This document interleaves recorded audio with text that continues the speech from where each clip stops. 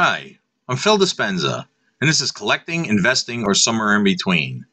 This is part 2 to the Bronze Age of Marvel Comics.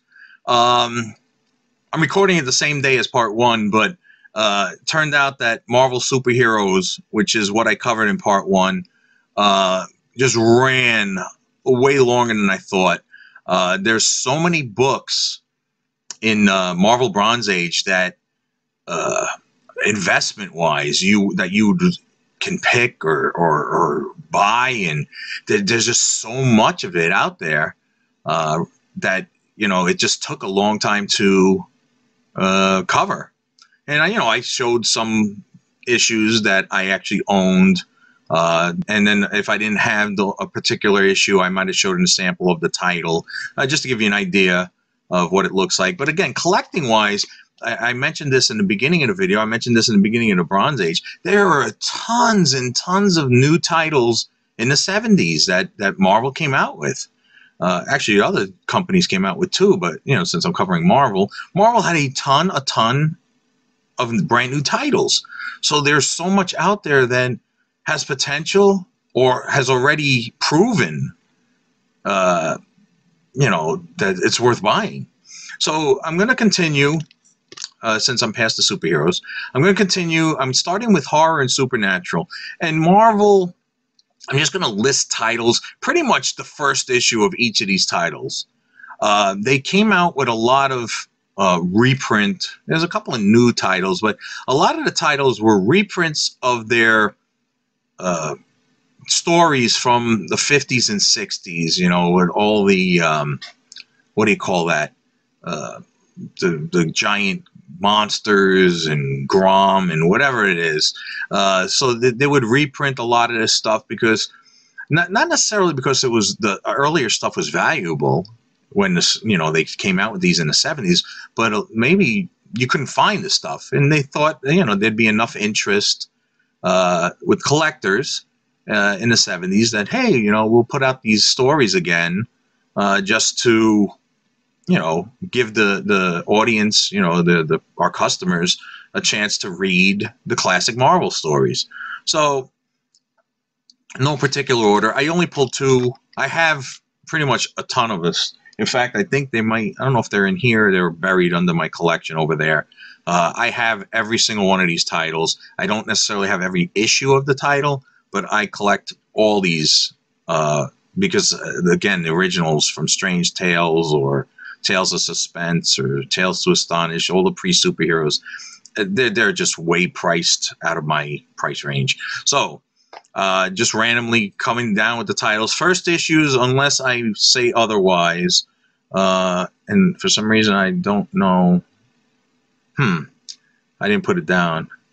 Oh yeah, I did. Okay, so when we get to it. So, Chamber of Chills, again, number 1s. You want to grab number 1s, and some of these might not be worth much at this time. Maybe $50 in a high grade, raw. So you buy it, try to find 9/8 and get them slabbed. I'm hearing noises over there. Maybe it's the ghost. Crypt of Shadows. Some of the titles are cool sounding too. The Dead of Night. And then Journey into Mystery. This is not Thor, but I do have an issue 8. Again, you want you want the first issues. If I just show you a sample, that's just to show you. Monsters on the Prowl number 9, because that's the first issue of the title. Sometimes they changed over, they continue from a different title. I don't know if they decide the title sounds better. So Monsters on the Prowl. What else do I have here? Supernatural Thrillers number 1, of course. Tower of Shadows. Uncanny Tales from the Grave.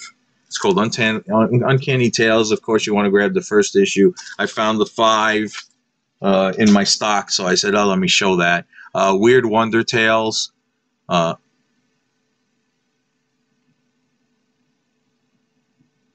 There's something here. Maybe there's an animal got in my house. I have no idea. Again, but now it sounds like it's by my comics. It's always bad to have animals by your comics, bugs by your comics. So anyway, sorry. Weird Wonder Tales. I think that's the issues that the later issues had Sinbad, 6 through 8, if I'm right. Where Monsters Roam, number 1, Where Monsters Dwell. And with Where Monsters Dwell, and this is a big thing, of course, number 1, but number 6 reprints Groot, the first appearance of Groot, of course, Guardians of the Galaxy Groot, but, you know, Groot, that's not the cute Groot or everybody loves, it's the monster Groot who dies. But this issue, again, Guardians of the Galaxy came out in this issue, along with, of course, the first appearance of Groot. It shot through the roof. And then, oh no, it's Worlds Unknown. Sorry, Worlds Unknown 1 through number 1, but 6 through 8 as Sinbad, and I had copies, but I didn't bother. So let's see what I have. So horror, supernatural, those are like all the pre-superhero type of reprints and things. Like I said, there might be a few new stories in there, but again, I separated out the monsters, and Marvel decided to come out with their monsters finally. So let me see what I have written here. Giant Size Chillers number 1, which has Dracula. I can't even see what that says. It says Dracula. Oh, and Lilith. That's what that says. So I don't have it here. I mentioned in the superhero episode, last part 1, any giant size annual square bounds, they're definitely going to be worth buying in high grade because, you know, they're tough to find in high grade. But that particular issue with Dracula, of course, is going to be popular. Lilith. Frankenstein, I just randomly pulled out 11. But Mike Ploog's Frankenstein is awesome. The 2 issues you want to grab for Frankenstein, technically late 60s, Silver Surfer number 7, because I did not put this as a recommendation in the Silver Age. That is the first appearance of the Frankenstein monster.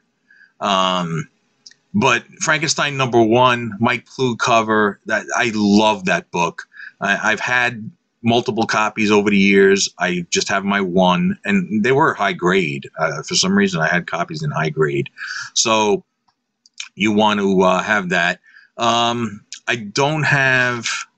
Do I have it here? No, I didn't pull. Okay, talk about Werewolf by Night. I have this, too. It was Werewolf by Night. Werewolf by Night. Marvel, oh, I can't even, my brain is not working. I think it's getting too hot. Marvel Spotlight 2. I actually did not think I had this. It was on my want list. I was digging through, and when I had my Werewolf by Night 32, I found that too. That was also on my want list. For some reason, the 2 of them were together. So Marvel Chillers 2 is the first appearance of Werewolf by Night, and that's why it's under the supernatural horror section here. But you definitely want to grab that. Marvel Spotlight 2, Supernatural Thrillers, The Living Mummy. He ran several issues in this title. I just pulled one at number 12, but number 5 is the first appearance of The Living Mummy. So there's other issues before it, but in fact, I think 4 is Dr. Jekyll and Mr. Hyde. I had a copy. I didn't pull it out, but number 5, Living Mummy. So we've covered Frankenstein, we've covered a werewolf, which I'll show you know werewolf anyway, and then we've covered Mummy. Who's left? Actually, I spoke around Giant Size Chillers. Dracula. So, Tomb of Dracula. Number 1, key.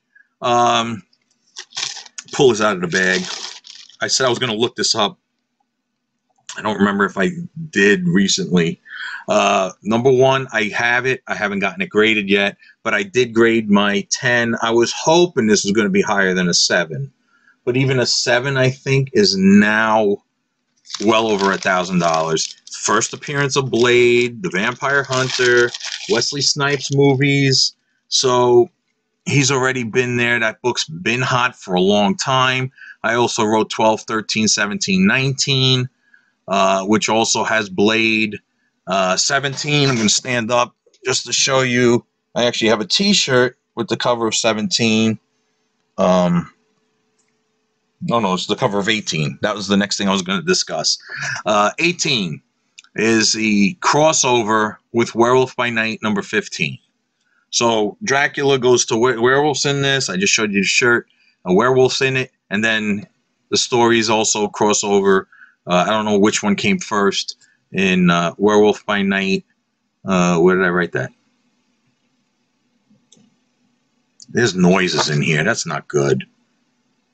Crossover Werewolf by Night 15. Also, Tomb of Dracula 25 is the first Hannibal King. So all those issues of Tomb of Dracula, it's actually all these monster series are completable. Especially like Frankenstein ran, I think, 18 issues. Supernatural Thrillers with the Mummy might be 12, 13, something like that. Tomb of Dracula 70 issues. And again, you have the giant size or whatever, extra books. And then Werewolf by Night, 43 issues. But of course, the key with the Moon Knight is killing people. So I have Werewolf by Night. I'm just showing you a random issues, number 4. I have tons of duplicates of these series. Not necessarily the key issues, but I have lots of extras. And a lot of them are in high grade. So Werewolf by Night, the title, you want 1, 2. I wrote 15 because of the crossover. So that's it with the monsters. So now we covered Dracula, Frankenstein, Mummy, and Werewolf. So Marvel came out with those because they thought that there would be interest, and of course, they probably were right. Moving on to what I call TV cartoon kids comics. And I was hoping to pull a Scooby-Doo. I didn't. But Hanna-Barbera, Marvel got a hold of some of the Hanna-Barbera stuff in the later 70s. It went from Gold Key, not Dell. Gold Key had original rights. Charlton moved on, and I'm going to cover that in another episode with 70s Bronze Charlton books.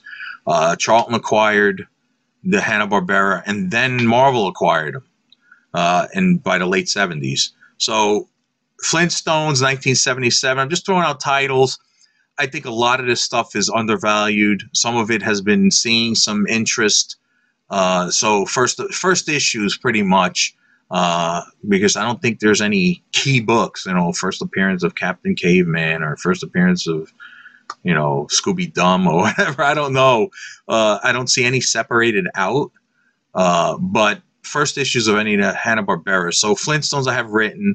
I put down Godzilla because of TV, but it's sort of geared more towards kids. People like it. I don't know if I could have put him into science fiction.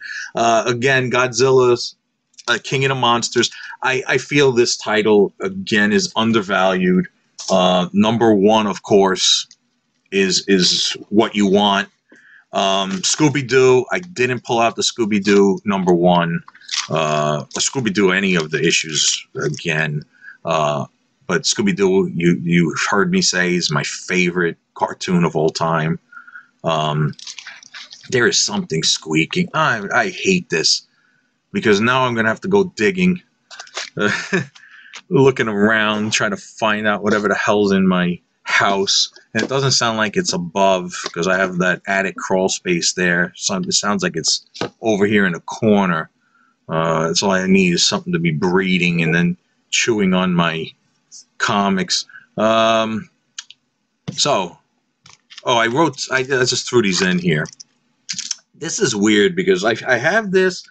I think this might be something that it's weird because to me, I put it in a cartoony type of thing.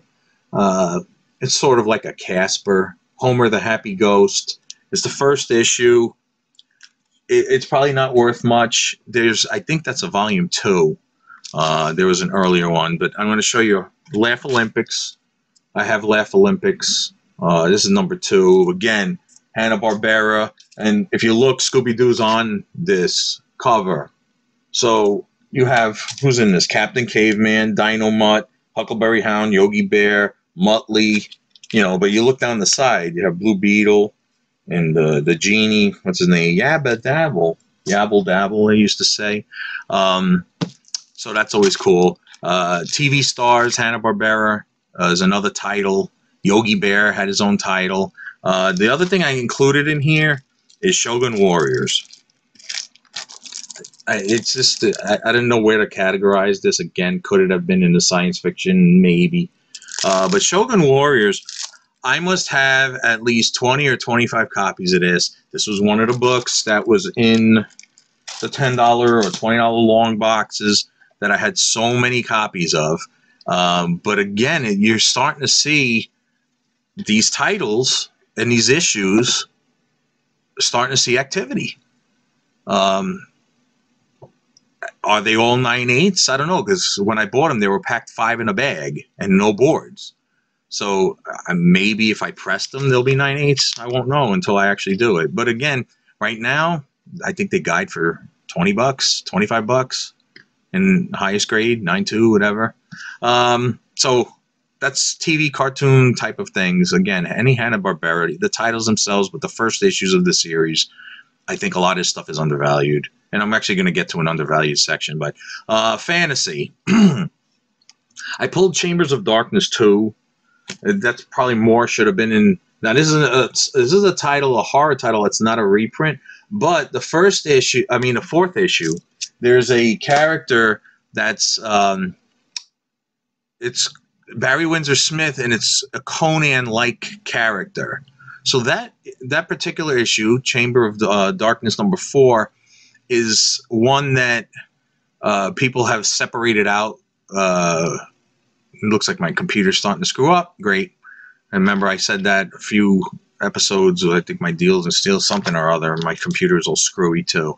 So it's a Conan-like character, maybe a tryout issue prior to Conan 1. I don't know, maybe it wasn't prior to Conan 1. But anyway, so that issue is a key. So moving on to Conan. I have number 1, of course, is the first appearance. Number 4 is a low print run, and these have been established. 14 and 15, I have a 15 here, is Elric. And this is actually Elric showing up for the first time in comic books. And, you know, a lot of people, they don't distinguish that because he's been in so many other forms of media, books and things, way earlier than this. But you definitely want to grab those two. And then 23 and 24, which I'm going to talk about her anyway, is Red Sonja. Those things have been really, really hot. First and second appearance of Red Sonja. I cover Creatures on the Loose number 10, which is First King Kull. Again, it's not a cult. It's not a title. It's Creatures on the Loose. So you're thinking, what, you know, why would he? They tested out his character and said, okay, this is it. I have it. It's buried. But move on to Kull the Conqueror. I have a 2. My recommendation, of course, is number 1 of Kull the Conqueror. So Creatures on the Loose 10, first appearance of Kull, and then Kull the Conqueror number 1. Talking about Red Sonja, I have Marvel feature, but it's volume 2. And I have the second issue here, but of course you want number 1. And it's Red Sonja, of course. And so Marvel feature, volume 2, number 1, with Red Sonja is number 2. You want number 1. And then, of course, Red Sonja herself, which I also, I actually have. Red Sonja number 1 is another key that you would want to try to find in high grade and get graded or buy in high grade that's already graded. So that's it with fantasy. I don't want to keep this video going too long, maybe half an hour. So science fiction. I broke out science fiction. Start with Battlestar Galactica.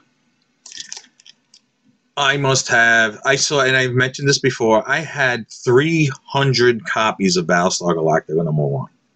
And I sold them, I sold a lot of them, at least 250 of them for 50 cents each. So I still have a nice chunk of them over there in my stock. They don't go for much, 15, 20 bucks. And I think it's ones, I don't think Battlestar Galactica is coming out anymore. It might be in comics. I don't think it's on TV anymore. But, you know, I love that show. I have its 23 issue run. But number 1, will it ever be worth, if you get them in 9/8, you should be able to make money on them. Say if you pay $10 for a Battlestar Galactica 1, pay $20 to get it graded or something. If you're spending $30, can you get 200? You know, again, it's a profit. So you might want to take the chance. Marvel Premiere 57. I do not have this book, and I keep kicking myself. I don't know. I can never find it. But I keep finding 58s, and I think I showed this in my Deals and Steals video this past a few weeks ago. I found for $1, Marvel Premiere. So Marvel Premiere 57 is first Doctor Who in comic book form. So is it worth much? Not really. But should it be? It could be. I mean, Doctor Who is super popular. And how many doctors have been? I think it's Tom Baker, Doctor Who, in the Marvel Comics. But how many doctors have there been over all these years? And it was, you know, Doctor Who's run like 50 years or something like that. No, more than that. It's 50-something years.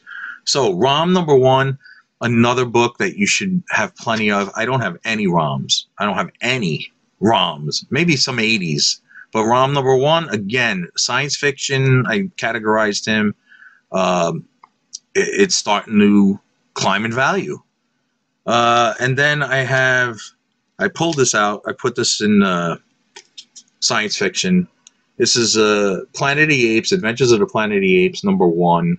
I believe this is, yeah, it says the adaptation of one of the movies. I think it might, I don't know if it's the first movie. I haven't read them, but this, I think, only ran 11 issues. But Planet of the Apes is always hot. I'll talk about them when I reach magazines, too.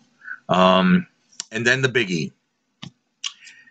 And this has been really, really hot. And I'm talking about this cover, the 30 cents. Even just this first print. You have to watch Star Wars 1 through 6, the original adaptation. I'm not going to talk about Empire Strikes Back yet because I had it pulled in and I realized that's from 1980 and not 1970s, not Bronze Age. So Star Wars 1, easy couple $1,000s now, I think, in 98. Of course, you have to watch for reprints. And I'm going to tell you right now, when you buy it, you have to, one, check the top corner box by the little Luke logo. It'll actually say reprint running up the side.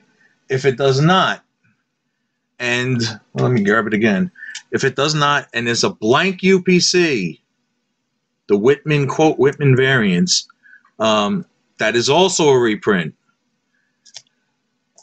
On the inside of the indicia, you have to look to see if, does it say, this is a reproduction.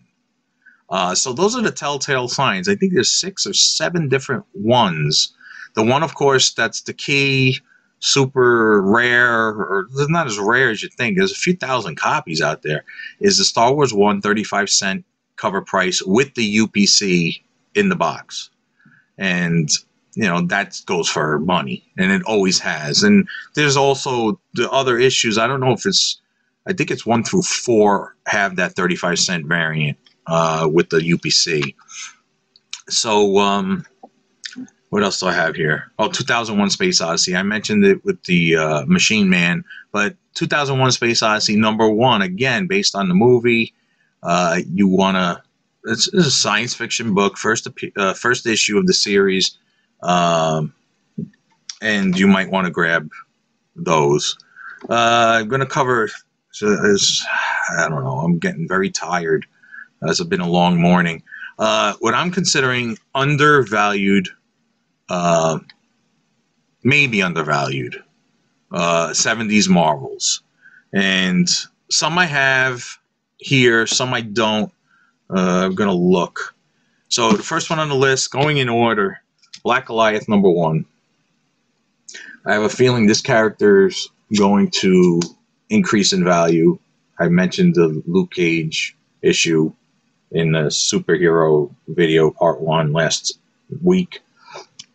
First issue, I think, is undervalued. Oh, I'm getting acid. Let me drink water. It'll help a little. I also mentioned Hellcat, Patsy Walker. I don't have an issue of it, but the Cat number 1, as her title. It's another book that could be undervalued. Deadly Hands of Kung Fu. I have 22 and 23. It features the Jack of Hearts, and I love that character. I don't think Marvel's done much with him over the years. I know he showed up in the 80s, of course, with his own miniseries. I think he was in the 90s in the Cosmic Powers, if I remember right, one of the Cosmic Powers titles. And we'll mention him also in magazines. I don't have any magazines, but I figure I wanted to cover some Marvel magazines. So Deadly Hands of Kung Fu 2223, Jack of Hearts. I pulled out Devil Dinosaur #1. Definite, probably another one, undervalued. Any of these first issues of these titles, like I mentioned, Marvel came out with so many different new titles. What else do I have here? Doc Savage. Here we go. Marvel acquired Doc Savage. I just have a 6, but you want Doc Savage #1, Man of Bronze. Human Fly. This is another title, quarter box. I mean, nobody wanted this, but I have #1 here. Human Fly, first issue. I also have 2 on the back. I just put them together. And the reason why I'm just showing you 2 is you have a Ghost Rider in it. So, again, anytime you had appearances of popular characters, those particular issues were worth more than the other issues around them. John Carter, Warlord of Mars. Again, Marvel acquired the rights. I think this is another undervalued book. #1. Logan's Run. I just mentioned it. I'm hearing noises. This isn't good. Maybe it's my wife in the back there. Logan's Run, #4 I have here. But you want #1. I have a feeling that's undervalued. Again, I just pulled randomly. Machine Man. I had an extra copy. But #1, Machine Man, I think is undervalued. And I wrote 18. What did I write here? Early Alpha Flight. Oh, yeah. There's an early Alpha Flight issue is Machine Man 18. And then 19 is the first Jack-o'-lantern. And I've always loved that book. Oh, Marvel Premiere. I just, because I kept mentioning Jack of Hearts, that's why I actually pulled this. But the issue I thought of Marvel Premiere that is undervalued is #50, which is Alice Cooper, rock and roll singer Alice Cooper. And, we mentioned Kiss with Howard the Duck, but Alice Cooper, it's his first comic book appearance is Marvel Premiere 50. What else do I have here? Marvel Tales 100. Oh, no, I skipped something. Marvel's Greatest Comics, 35. You'd think it's stupid. All those Marvel's reprints, Marvel superheroes, the ones with Captain America, Hulk. Marvel's Greatest Comics, 35, is a reprint of Fantastic Four #48. I can't tell you how much that's worth now. But I put it as undervalued, but it's something that's overlooked. We're seeing copies being graded, and I think graded copies are selling in hundreds of dollars for high grade. But again, it's a reprint, but because it's Galactus Silver Surfer first appearance, it's hot. So that's definitely, if you could find that one high grade cheap, even like $10, and it's like a 9.6, 9.8, I'd grab it.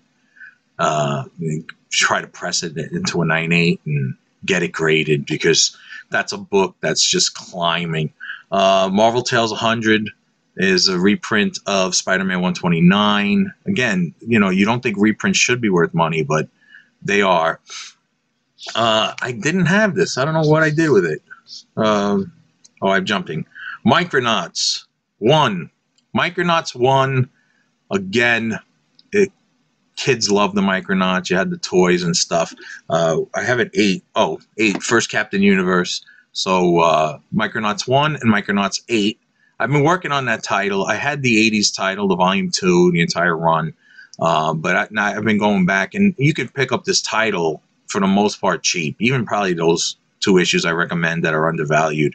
But for some reason I didn't have Omega the Unknown. I have Omega the Unknown #1 written as an undervalued book. I thought I had a copy. I must not have found it or whatever, pulled it to show. But again, a lot of these books you should be able to find real cheap at this present moment. And again, 9/8 could be worth hundreds of dollars in the next few years. Power Records. I showed you in Deals and Steals a Power Records Star Trek. I have no clue what I did with it. I can't find it. So I pulled this one out, which I think is cool. It's Curse of the Werewolf. It's a Werewolf by Night issue. This isn't sealed. Doesn't even have the record, actually. I believe it doesn't have the record. But Power Records, when you do the Power Records, and I mentioned this in the Deals and Steals with the Star Trek, a lot of times, especially if they're sealed, it's clipped in the corner because you weren't supposed to, the retailer wasn't supposed to sell them any longer. So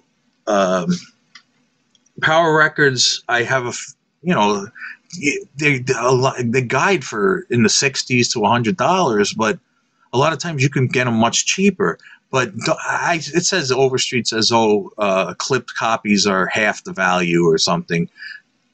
I don't even know. I wouldn't recommend buying clipped copies unless you can get them cheap, $1 or $2. But I feel that Power Records, they're undervalued.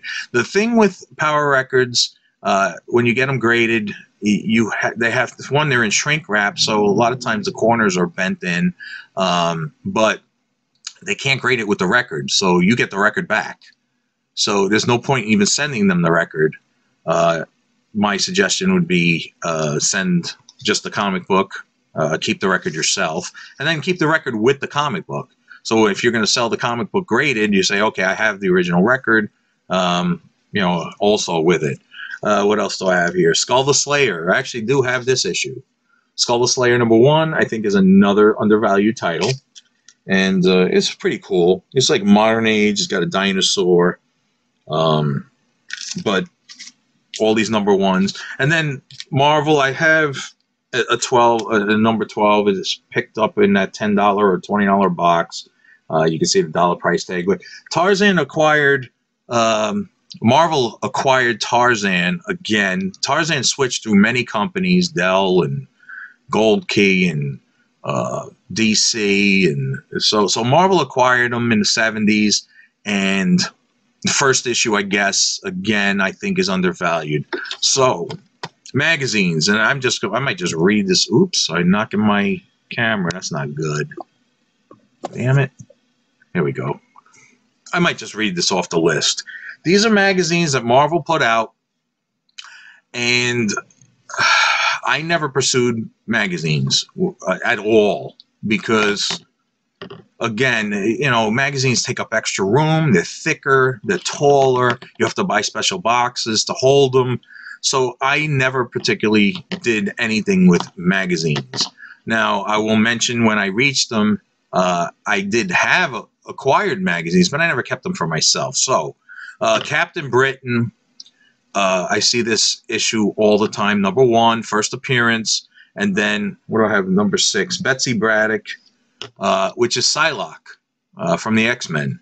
So Captain Britain magazines, 1 and 6. The Deadly Hands of Kung Fu, of course, Shang-Chi. I have #1 written. And then I have 14 and 28 because Bruce Lee is in it. And then there's 19, which is the White Tiger. It's probably his first appearance. That's why I wrote it. Dracula Lives, #1. I did have Dracula Lives. I do somewhere buried. I still have a couple, but I actually sold these, I don't know, at least 10 years ago. I sold a good chunk of Dracula Lives and a couple of others that I'm going to get to Mile High. And, they gave me decent money. I paid nothing. I think I paid maybe $1 a piece on these magazines. And I was getting, $5, $8 each. I didn't care because I didn't really want them. Marvel's Foom magazine, I have 1. Of course, it's the first issue. 2 has a Wolverine prototype, which is a nice key. And then 10 Features the new X-Men, you know, the 1990, number 94 and Giant Size and stuff, those X-Men characters. So those 3 issues of Foom are great to get. The Legion of Monsters, number 1. I mentioned that Marvel, whatever, number 28, Legion of Monsters. Well, this is technically their first appearance. It was in magazine, so you might want to grab that. What else do I have? Marvel Comics Super Special, number 1. Of course, first issue of the magazine. Number 5 features Kiss, and I keep mentioning Kiss. So anyway, you know, you want to get magazines graded if they're high grade, but again, trying to find magazines in high grade is tough. I have number 4 also written. Let's see. Why? The Beatles. And the Beatles are always been popular, and anything Beatles. So, you know, Beatles in a Marvel comic, why not? Marvel magazine. And then I have 11 through 13, which is Weird World. I'm not too familiar with that. Some type of a fantasy. And we're going to move on. Marvel Preview, number 2. I think I have a Marvel Previews here. But number 2, Origin of the Punisher. You definitely want to grab that one. Number 4 features Star-Lord. I have other issues I found in some garage sale. I think I paid $1 a piece, but they were pretty beat. It wasn't number 4, but some later ones also featuring Star-Lord. And then 7, I have Rocket Raccoon. I don't know if it's exactly the same character or similar character, but people like to grab that book because of him. Monsters Unleashed, number 1. Pizzazz, number 1. What do I have written here? Star Wars, that's why. Pizzazz, number 1, features Star Wars. I can't read my writing. Planet of the Apes. I picked up, I think it was 30 Planet of the Apes magazines. I think I paid $1 a piece at some small comic show, and I didn't keep any. I probably kick it myself because I love the Planet of the Apes. I probably should have kept them, but again, magazines versus not having. Savage Sword of Conan, number 1. And it's funny because Marvel came out with recently the continuation, because I think it ran 275 issues. So imagine having 275 magazines of just Conan. Well, I think they started 276, or Legacy, you know, Savage Sword Conan number 1, but then it says Legacy 276. Savage Tales number 1. It's the first Man Thing. Another one. A lot of times these magazines had first appearances before they were in comics. So you want to, if you love the character, you probably just, even if you don't collect all the magazines, just collect those appearances. What else do I have here? Tales of the Zombie. That's another one that I had quantities of that I sold to Mile High. Not issue 1, though. But Tales of the Zombie number 1. Again, Marvel Horror. Definitely want to grab. And then Vampire Tales. I wrote all of them. So that's the end of magazines. I want to cover a few other things before I wrap up.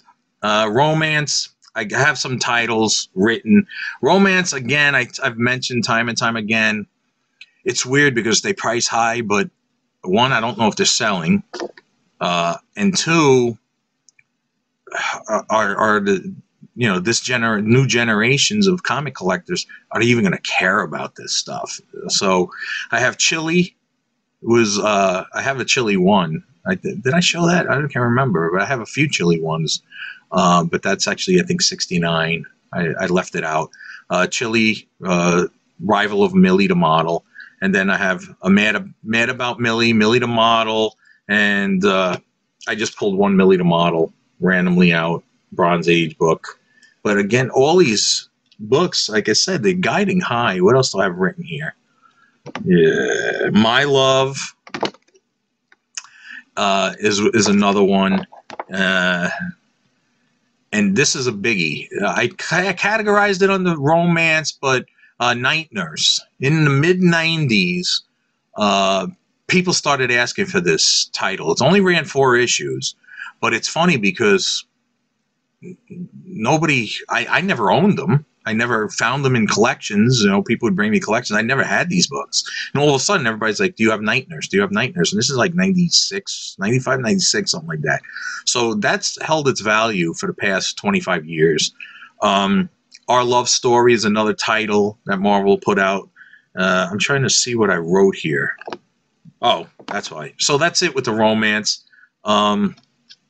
Jungle, I put, you know, Tarzan, I put as an undervalued, but Tarzan would be in the jungle. The only book I put was Shanna the She-Devil #1 for jungle. I think that book could have been in the undervalued, but I threw it in the jungle. War Comics, something just popped on my speaker. Everything's going weird in my house. My computer's going. I keep saying I've had issues with the computer. I have the noises. I don't know if my wife's in the background making noises. But yeah, I'm not going to be happy if there's something chewing on my comics. Anyway, War. I have one title, War is Hell, #1, of course. And I think these are original war stories. They're not reprints. And then, what do I have here? 9, First Death, which is, it looked like the Grim Reaper on the cover when I looked it up. Western, another dead genre. War, I think, is going to keep holding over the years because there's always wars and people all go into the military. But Western, you know, they're not walking around with cowboy hats and 6-shooters on their side. The only thing I wrote for Western is Giant Size Kid Colt 1 through 3, and I mentioned Giant Size, Square Bounds, Tougher. But I have a feeling I just don't see Western holding value for the future. So I want to talk about 2 other things before we wrap up. The price variance, the Marvel test price variance. Books were 25 cents, and then they had the test market with 30-cent books, and then the 30-cent regular price with the 35-cent test market books. Any and all, especially if you could find them in high grade, any and all price variant, I think, is worth buying to hold on to investment-wise. So that's my first thing. The second thing I wanted to wrap this up with, and I have 3 copies here, is what they call Marvel Whitman. They call them reprints, but they're blank. And I mentioned this with the Star Wars. The blank UPC in the corner. I have 2 issues of Invaders with the blank UPC. Let's go this way. So they're not in that great of shape, but they came bagged, Whitman bagged. These, there's been arguments over the years, but literally these are not Whitman reprints. They're Marvel Directs.